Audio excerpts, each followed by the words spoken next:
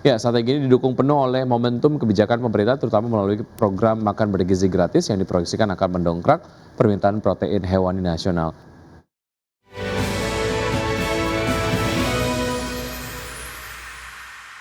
Pemirsa, emiten perunggasan PT Janu Putra Sejahtera Tbk mengalokasikan belanja modal senilai 130 miliar rupiah untuk tahun 2024 seiring dengan ekspansi bisnis ayam petelur hingga pembibitan. Ya, Direktur Utama PT Janu Putra Sejahtera Tbk Sri Mulyani mengatakan manajemen telah menetapkan arah strategis yang prospektif pada tahun 2026 berfokus pada penguatan unit bisnis layer komersial yakni ayam petelur dan ekspansi kapasitas breeding atau pembibitan.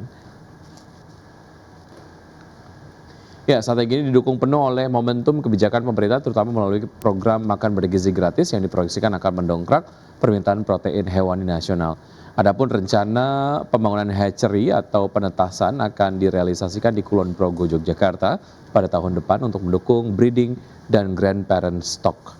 Dengan hatchery milik sendiri, perseroan pun berharap dapat mencapai efisiensi yang lebih tinggi untuk DOC final stock dan juga parent stock.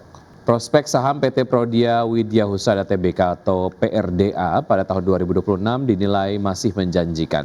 Iya, langkah ekspansi perusahaan di sektor layanan kesehatan menjadi salah satu katalis positif bagi kinerja jangka menengah hingga panjang. Investment Analyst Advisor atau Advisor Provina Visindo, Indi Naila menilai bahwa fokus ekspansi PRDA ke layanan stem cell pasca akuisisi 30% saham Prostem menjadi salah satu penopang pertumbuhan pendapatan dan margin. Selain itu, penguatan riset dan pengembangan atau R&D juga dinilai mampu meningkatkan daya saing perusahaan di tengah ketatnya persaingan industri layanan kesehatan. Meski memiliki prospek positif investor, tetap diminta mewaspadai sejumlah resiko. Mulai dari potensi perlambatan belanja kesehatan masyarakat, persaingan harga yang semakin ketat, hingga dinamika regulasi layanan stem cell. Dengan mempertimbangkan katalis dan resiko tersebut, analis menyarankan strategi wait and see terhadap saham PRDA. Presiden Prabowo Subianto terus memantau dan memberi perhatian terhadap penanganan pengungsian warga terdampak banjir Sumatera Utara, Sumatera Barat, dan Provinsi Aceh. Ya, dalam tinjauannya di posko pengungsian di Madrasah Aliyah Negeri 1 Langkat, Kabupaten Langkat, Sumatera Utara, Presiden memastikan penanganan darurat bagi masyarakat berjalan dengan baik serta kebutuhan dasar para warga terdampak terpenuhi. Bahkan Presiden Prabowo langsung meninjau area dapur umum yang menjadi pusat penyediaan makanan, dan di tempat ini Presiden memastikan proses pengolahan dan distribusi makanan berjalan lancar serta mencukupi kebutuhan seluruh warga terdampak yang berada di posko pengungsian. Dari dapur umum, Presiden kemudian menuju area posko pengungsian yang saat ini menampung warga terdampak dari bencana banjir, dan di lokasi tersebut tercatat sebanyak 299 kepala keluarga atau 1.015 jiwa mengungsi sementara sambil menunggu kondisi wilayah memungkinkan untuk kembali ditinggali. Kepada para pengungsi korban bencana, Presiden Prabowo menyampaikan bahwa pemerintah akan terus hadir dan bekerja secara terpadu untuk menangani dampak bencana banjir. Presiden menegaskan bahwa keselamatan dan pemulihan kehidupan masyarakat menjadi prioritas utama pemerintah. Suplai pangan cukup di tempat yang paling terisolasi, Takengon, kita kerja keras terus untuk membuka jalan. Benar meriah juga, saya kira sudah jembatan sudah berfungsi ya, benar meriah ya, jembatan sudah berfungsi ya. Direktorat Jenderal Bea dan Cukai Kementerian Keuangan tengah mengembangkan aplikasi berbasis kecerdasan buatan bernama Trade AI untuk memperkuat pengawasan impor. Iya, Menteri Keuangan Purbaya Yudi Sadewa memastikan pihaknya siap menyediakan anggaran agar sistem tersebut dapat berfungsi optimal dalam mencegah praktik under invoicing yang kerap dilakukan oknum importir. Kementerian Keuangan melalui Ditjen Bea Cukai terus mendorong peningkatan pengawasan aktivitas ekspor impor di pelabuhan demi memastikan penerapan regulasi dipatuhi semua pihak. Saat ini, tim pengembangan AI Bea Cukai masih memanfaatkan perangkat keras dan perangkat lunak yang ada. Namun ke depan, pengembangan penuh aplikasi Trade AI diperkirakan membutuhkan investasi mencapai 45 miliar rupiah.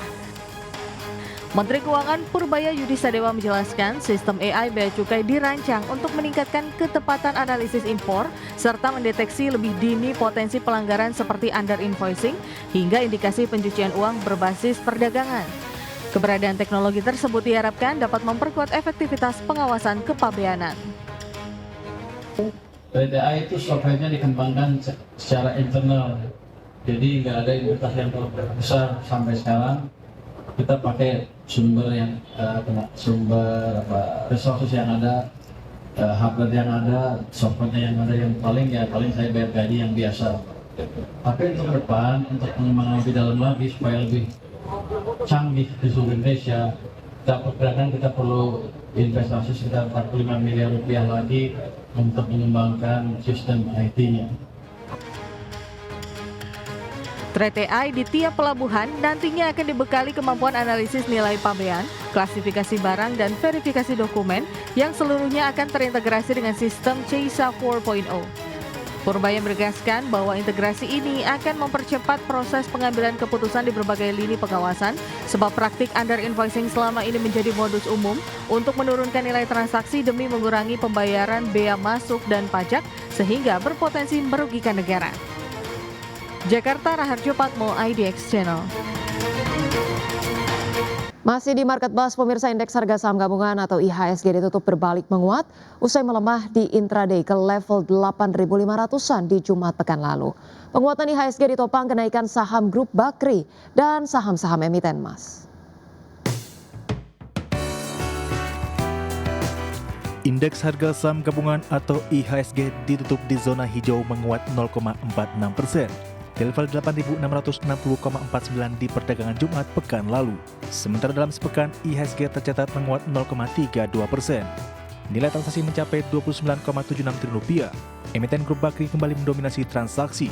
Bumi mengukuhkan nilai transaksi Rp7,56 triliun, saham BRMS nilai transaksi di Rp5,89 triliun, dan Dewa Rp3,15 triliun.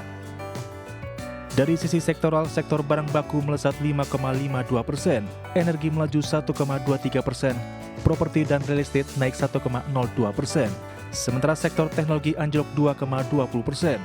Barang konsumen non-primer melemah 1,23%.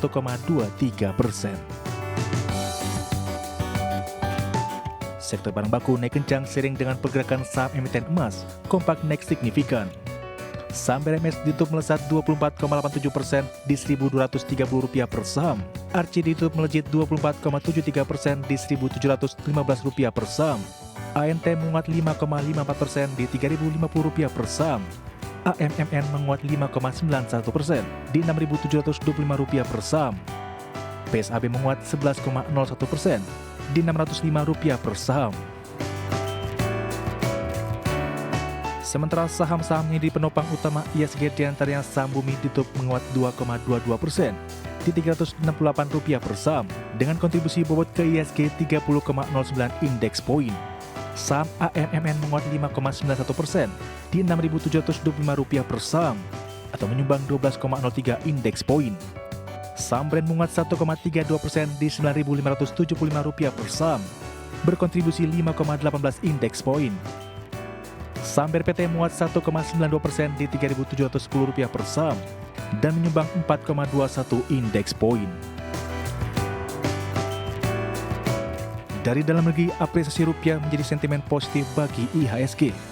Dikutip Bloomberg, rupiah tutup perdagangan di pasar spot ditutup di level Rp16.640 per dolar Amerika Serikat atau menguat 0,21% dan merupakan penguatan harian terbesar rupiah dalam hampir sepekan. Penguatan rupiah sejalan dengan pelemahan dolar indeks dalam beberapa hari terakhir. Berbagai sumber, IDX Channel.